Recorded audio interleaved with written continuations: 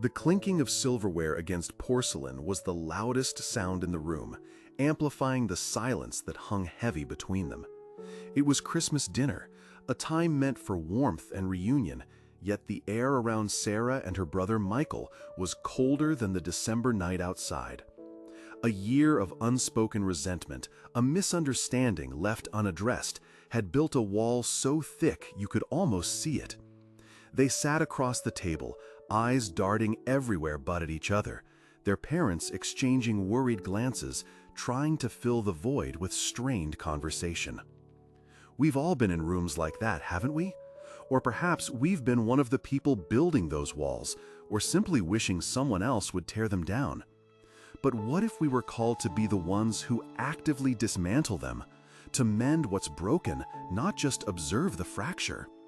Jesus, in his Sermon on the Mount, offered a profound insight into this very calling. He said, "Blessed are the peacemakers, for they will be called children of God." Matthew 5:9. This isn't about being passive or simply avoiding arguments. It's about being proactive. It's about reaching across that chasm, forging connection where division has taken root. It's about choosing to embody God's love in a world that often feels fractured and fragmented. For Sarah and Michael, the first step came not from a grand gesture, but from a quiet whisper in Sarah's heart, prompted by that very scripture she'd heard countless times. The truth was, she missed her brother. She missed the easy camaraderie they once shared. Yet pride whispered, he should apologize first. Fear muttered, what if he rejects you? But the yearning for peace, for the warmth of genuine family, was stronger than either.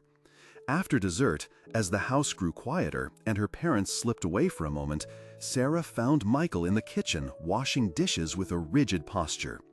Taking a deep breath, she simply said, her voice softer than she intended, "Michael, can we talk about everything?" The conversation that followed wasn't a quick fix. It was halting, filled with uncomfortable truths and raw emotions. But in that vulnerability, in the willingness to listen without immediate defense, the first bricks of the wall began to crumble. It started with Sarah's willingness to forgive Michael for words spoken in anger, and Michael's courage to acknowledge his part in the estrangement. Forgiveness, quick and sincere, became the solvent, slowly dissolving the bitterness that had hardened their hearts. They didn't leave that kitchen fully reconciled, but they left it with a fragile new beginning, a path towards healing that only a peacemaker could initiate. But peacemaking extends beyond our personal relationships. It calls us to step into the fractures in our communities, among our friends, even in our workplaces. I remember a situation years ago involving two dear friends, Lena and David. A business disagreement had escalated into a bitter feud, threatening to unravel years of shared history and mutual support. Their mutual friends, myself included, felt helpless, caught in the crossfire of their accusations.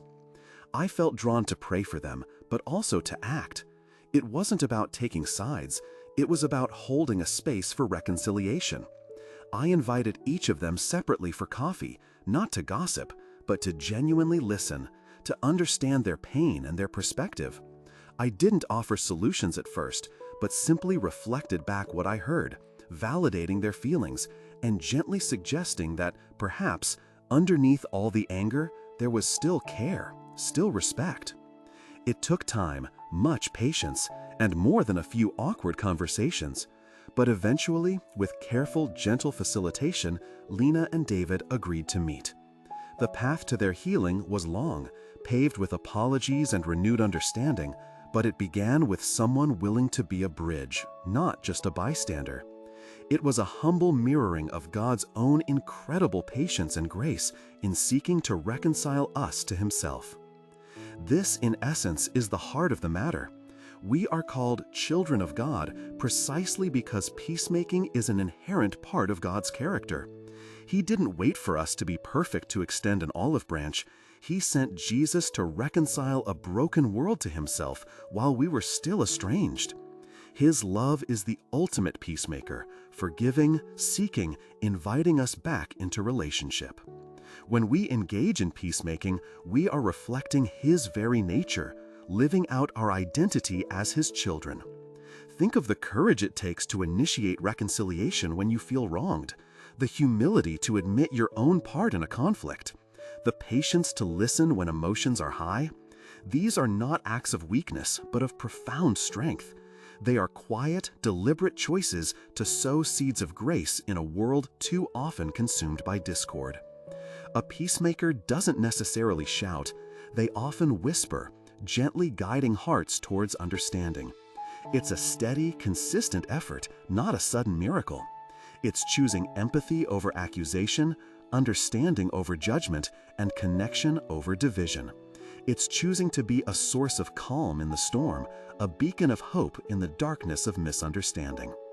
So, what does it mean for us today to be called children of God through our peacemaking? It means we are invited to participate in God's ongoing work of restoration. It means we are empowered by His Spirit to step into moments of tension and bring His reconciling love. It might be a strained relationship with a family member, a disagreement with a colleague, or a division within a community. Wherever there is a rift, there is an opportunity to be a peacemaker. It might start with a simple, "Can we talk?" or an intentional act of listening, or perhaps just a heartfelt prayer for understanding. Let us remember that blessing.